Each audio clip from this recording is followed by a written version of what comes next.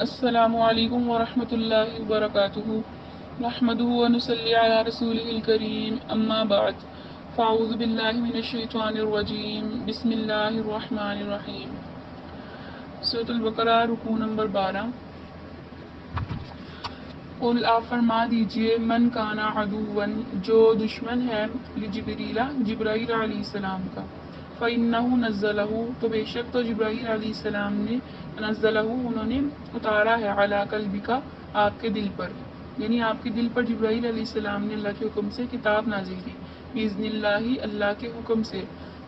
ایسی کتاب مصدقاً جو تصدیق کرنے والی ہے لما بین یدیہ اگلی کتابوں کی، یعنی تمام آسمانی کتابوں کی یہ کتاب تصدیق بھی کرنے والی ہے، وہدن اور ہدایت ہے، وبشریٰ اور بشارت ہے للمؤمنین مسلمانوں کے لیے۔ اس کا شان نزول یہ ہے کہ یہود کے عالم تھے عبداللہ بن سوریہ،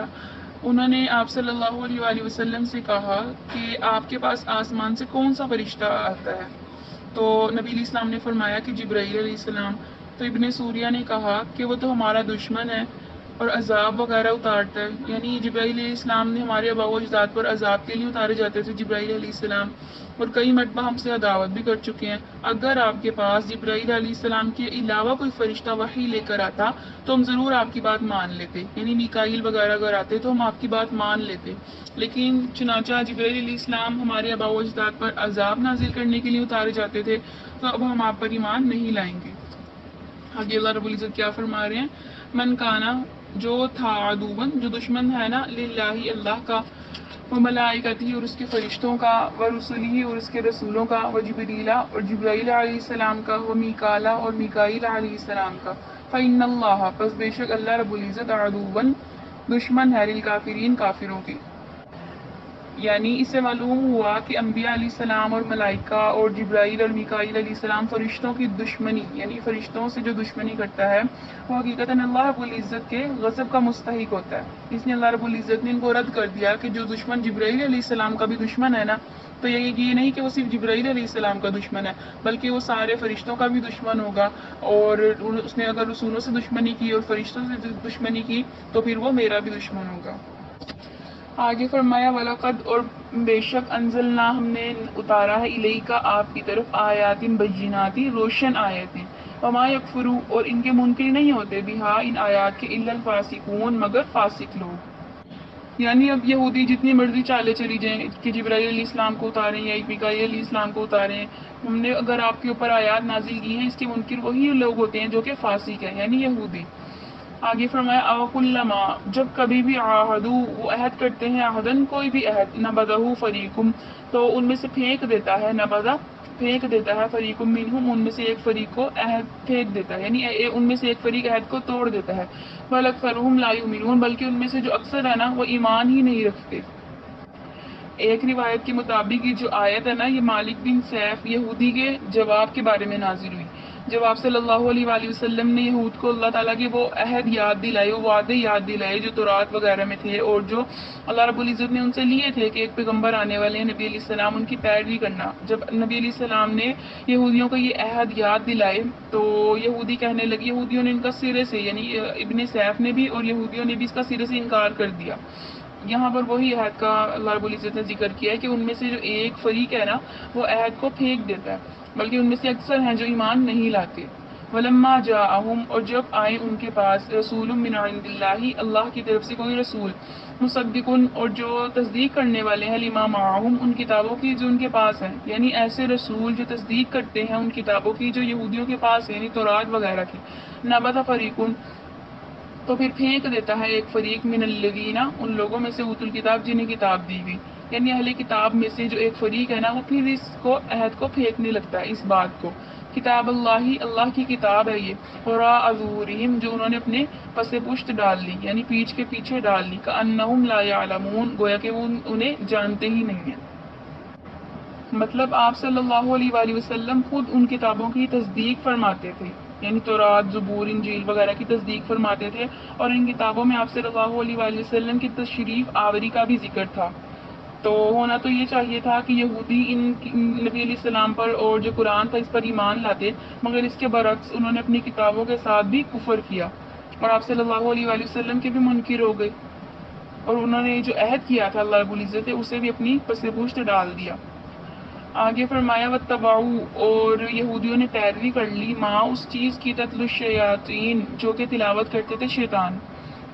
یعنی یہودیوں نے شیطان کی جو تلاوت کرتے تھے نا، شیطان جو پڑھتے تھے اس کی پیروی کر لی علی ملک سلیمان، سلیمان علیہ السلام کے دور میں۔ ان آیات میں اللہ تعالیٰ نے یہودیوں کی ایک اور بدعملی کی طرف اشارہ فرمایا ہے، اور وہ یہ کہ جادو ٹونے کے پیچھے لگنا ناجائز تھا، لیکن بالخصوص اگر جادو میں شرکیہ کلمات منتر کے طور پر پڑھے جائیں تو ایسے جادو کفر کے مرادف ہیں، یعنی کفر کے مشابہ ہیں۔ حضرت سلیمان علیہ السلام کے زمانے میں کچھ شیاطین نے، یہاں پر آئے نا مارت الشیاطین، یعنی یہودی لگ گئے ان کی پیروی میں جو شیاطین پڑھا کرتے تھے۔ ان شیاطین میں جن بھی مراد لیے جا سکتے اور انسان بھی، جن اور انسان دونوں مراد لیے جا سکتے ہیں۔ تو بعض یہودیوں کو یہ پٹی پڑھائی ان لوگوں نے کہ حضرت سلیمان علیہ السلام کی سلطنت کا جو سارا کا سارا راز ہے نا وہ جادو میں مضمر ہے، یعنی جادو میں پوشیدہ ہے، اور اگر تم لوگ بھی جادو سیکھ لو گے تو تمہیں بھی حیرت انگیز اقتدار نصیب ہو جائے گا سلیمان علیہ السلام کی طرح۔ چنانچہ یہ لوگ جادو سیکھنے اور اس پر عمل کرنے میں لگ گئے، حالانکہ جادو پر عمل کرنا نہ صرف ناجائز تھا بلکہ اس کی بعض قسمیں تو کفر تک پہنچتی تھی۔ اور جو دوسرا غضب یہودیوں نے یہ کیا کہ خود حضرت سلیمان علیہ السلام کو جادوگر بھی قرار دے دیا، ان میں یہ مشہور کر دیا کہ سلیمان علیہ السلام جو ہیں وہ جادوگر ہیں۔ یہاں سے اسی بات کی طرف اشارہ ہے۔ آگے فرمایا وما کفر سلیمان، یعنی یہودیوں نے جو اعتراض کیا تھا نا کہ سلیمان علیہ السلام جادو وغیرہ ان کے ذریعے انہوں نے سلطنت حاصل ہوئی، اور تو اللہ رب العزت نے فرمایا انہوں نے جادو ساحر کی طرح کوئی کفر نہیں کیا، سلیمان علیہ السلام نے کفر نہیں کیا، ولیکن الشیاطین، لیکن ہاں شیطان کفروا، شیطان کافر ہوئے، یعنی شیطانوں نے کفر کیا جو جادو سکھاتے تھے لوگوں کو، یعلمون جو سکھاتے تھے الناس لوگوں کو سحر جادو، یعنی لوگوں کو جادو سکھاتے تھے وہ کافر ہوئے، حضرت سلیمان علیہ السلام کافر نہیں ہوئے۔ آگے فرمایا وما انزلا، اور جو نازل کیے گئے علی الملکین، دو فرشتے، ببابلا، بابل یہ ایک شہر ہے، ہاروت ماروت، اور یہ فرشتوں کے نام ہے دو، یعنی جو نازل کیے گئے دو فرشتے بابل شہر میں، ہاروت اور ماروت۔ یہ جو بابل جو ہے یہ عراق کا ایک مشہور شہر تھا۔ جب یہودیوں میں جادو کا بہت زیادہ چرچا ہونے لگا، دور دورہ ہونے لگا، ایک دوسرے سے جادو سیکھنے لگے، تو اللہ رب العزت نے ان کے امتحان کے لیے بابل کے شہر جو ہے نا، عراق کے شہر بابل میں اللہ رب العزت نے دو فرشتے اتارے، ہاروت اور ماروت۔ یہ ان کے امتحان کے لیے اتارے گئے تھے، اور ان کا جو مقصد تھا اترنے کا وہ یہ تھا کہ لوگوں کو جادو اور معجزے کے درمیان فرق بتا دیں۔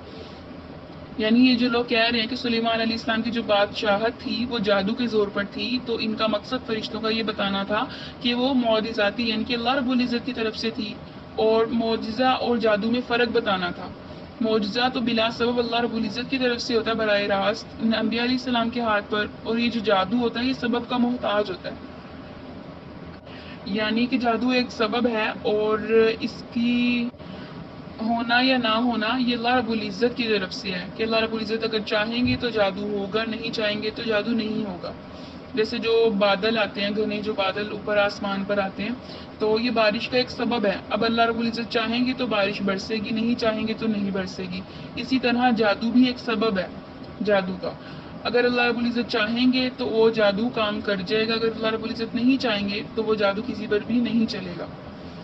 تو ابھی فرشتے اپنے مقصد پورا کرنے کے لیے آئے، تو آگے فرمایا وما یعلمان، اور وہ دونوں کسی کو کچھ نہیں سکھاتے تھے، من احد کسی کو بھی، حتی یقولا یہاں تک کہ وہ دونوں کہہ دیتے تھے کہ انما نحن فتنۃ، ہم تو تمہارے لیے آزمائش ہے، فلا تکفر، تو تم کفر نہ کرنا۔ اور یہ جو کام تھا یہ کام انبیاء علیہ السلام کی بجائے ان دونوں فرشتوں سے بظاہر اس بنا پر لیا گیا کہ جادو کے فارمولے بتانا خواہ وہ صحیح مقصد سے کیوں نہ ہو، لیکن انبیاء علیہ السلام کو یہ زیب نہیں دیتا، اس لیے اللہ رب العزت نے انبیاء علیہ السلام کی بجائے دو فرشتوں کو اتارا لوگوں کے درمیان کہ وہ جادو اور معجزے میں فرق بتا دیں۔ آگے فرمایا فیتعلمون، تو وہ سیکھتے تھے منہما ان دونوں فرشتوں سے، یعنی کہ یہودی ان دونوں فرشتوں سے کیا سیکھتے تھے، ما یفرقون بہ، جو کہ جدائی ڈال دے، بین المرئی و زوجی، آدمی میں و زوجی اور اس کے عورت میں، و زوجی اور اس کے شوہر میں، یعنی یہودی جو تھے نا وہ ہاروت اور ماروت یہ جو دو فرشتے تھے ان سے اس طرح کے جادو سیکھا کرتے تھے جو بیوی اور شوہر کے درمیان جدائی ڈلوا دیں۔ اب جو ہاروت اور ماروت جو ان کو جادو سکھاتے تھے تو ان کا تو کام تھا کہ جادو بتانا اور پھر ان سے کہنا کہ ہم تمہارے لیے آزمائش کے طور پر آئے، یا تو تم جادو سیکھ کر اس پر عمل کرنا چھوڑ دو، صرف سیکھنے کے لیے سیکھو، یا پھر تو اگر تم عمل کرو گے جادو پر اور عورت اور اس کے شوہر کے درمیان اگر جدائی ڈلواؤ گے پھر تم کافر ہو جاؤ گے، یعنی تمہارا یہ جادو کفر تک بھی پہنچ سکتا ہے۔ وہ آزمائش کے طور پر ان کو بتاتے تھے اور یہ لوگ صحیح والا جادو کرتے تھے ایک دوسرے پر۔ تو آگے فرمایا وما ہم بضارین، اور اس سے نہیں نقصان پہنچا سکتے تھے وہ من احد کوئی ایک بھی الا باذن اللہ مگر اللہ رب العزت کے حکم کے ساتھ۔ یہاں پر یہ بات واضح ہو گئی کہ جادو جو ہے وہ کسی کو بھی نقصان نہیں پہنچا سکتا مگر اللہ رب العزت کے حکم کے ساتھ۔ وَيَتَعَلَّمُونَ، اور یہودی اور کیا کیا سیکھتے تھے، مَا يَضُرُّهُمْ، جو انہیں نقصان دیتا تھا، وَلَا يَنفَعُهُمْ، اور انہیں نفع نہیں دے گا، یعنی یہودی ان سے سیکھتے ہی ایسے کام تھے جو ان کو نقصان ہی دیں گے لیکن نفع نہیں دیں گے۔ وَلَقَدْ عَلِمُوا، اور بس تحقیق بے شک انہیں معلوم تھا، لَمَنِ اشْتَرَاهُ، جو کچھ انہوں نے سودا کر لیا ہے، جو کچھ انہوں نے خرید لیا ہے، مَا لَهُ فِي الْآخِرَةِ، نہیں ہے ان کے لیے فی الآخرۃ، آخرت میں، من خلاق، کوئی حصہ، یعنی جو جادو وغیرہ انہوں نے سیکھ لیا ہے اور ان پر ایک دوسرے پر وہ جادو کر رہے ہیں تو ان کے لیے آخرت میں جادوگروں کے لیے کوئی حصہ نہیں ہے۔ وَلَبِئْسَ، اور بے شک کیا ہی بری چیز ہے، مَا شَرَوْا، جو انہوں نے خرید لی بھی، أَنفُسَهُمْ، اپنی ہی جانوں کے بدلے، لَوْ كَانُوا يَعْلَمُونَ، کس طرح بھی ان کو علم نہیں ہے، یعنی وہ علم نہیں رکھتے۔ وَلَوْ أَنَّهُمْ، اور اگر وہ ایمان آمنو، اور اگر وہ ایمان لے آتے، وَاتَّقَوْا، اور پرہیزگاری کرتے، یعنی یہودی اگر ایمان لے آتے اور پرہیزگاری کرتے تو اور جادو وغیرہ یہ نہ سیکھتے اور ان کو سمجھ لگ جاتی کہ یہ دونوں فرشتے ہمارے امتحان کے لیے ہیں، لَمَثُوبَةٌ مِّنْ عِندِ اللَّهِ، تو یہ اللہ کے یہاں بہت زیادہ اچھا ثواب ہوتا، خیر، بہت اچھا ثواب، لَوْ كَانُوا يَعْلَمُونَ، کسی طرح اگر انہیں علم ہو جاتا۔ اس آیت میں ایک اور مسئلہ ہمیں معلوم ہوتا ہے کہ جادوگر کی جو توبہ ہے نا وہ توبہ قبول ہوتی ہے، اور ہمیں کیا معلوم ہوتا ہے کہ مؤثر جو حقیقی ہے نا وہ اللہ رب العزت کی ذات ہے، اور جو جادو وغیرہ کی جو تاثیرات ہے نا وہ اللہ رب العزت کی مشیت میں ہے، اگر اللہ رب العزت چاہیں گے تو جادو کا اثر چلے گا، اگر اللہ رب العزت نہیں چاہیں گے تو جادو کا اثر نہیں چلے گا۔ سورۃ البقرہ کے 12 رکوع مکمل ہوئے۔ اللہ رب العزت کے اہل سنت سے زیادہ عمل کی توفیق عطا فرمائے۔ وآخر دعوانا الحمد للہ رب العالمین۔